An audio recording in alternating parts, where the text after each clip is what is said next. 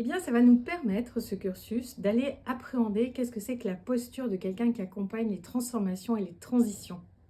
Qu'est-ce qu'il faut avoir modifié en termes de savoir-être pour arriver à soutenir les transformations dans les organisations. On va avoir 4 modules et 4 supervisions entre les modules. Et on va aller sur des territoires particuliers, rencontrer des gens qui sont engagés déjà dans la transformation. Et au travers des 4 modules, on va avoir tout un parcours, un cursus pour acquérir les clés de la complexité, comprendre quelle posture il faut adresser et avoir dans ces conditions, et aller chercher nos ressources de leadership, de résilience pour accompagner ces transformations. J'ai la passion d'essayer de comprendre les liens qu'il y a, les liens invisibles qu'il y a entre les personnes, entre les équipes, dans les organisations.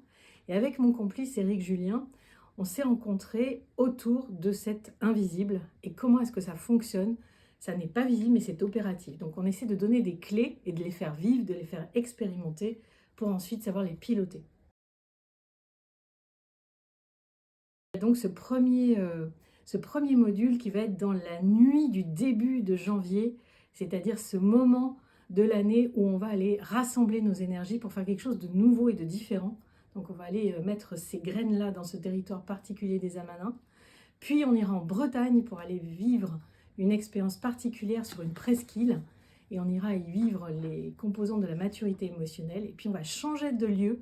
On ira dans l'Agenais pour aller vivre une autre expérience avec d'autres acteurs. Et on finira par la Comtesse, le lieu historique d'Éric Julien et des Indiens Coquis.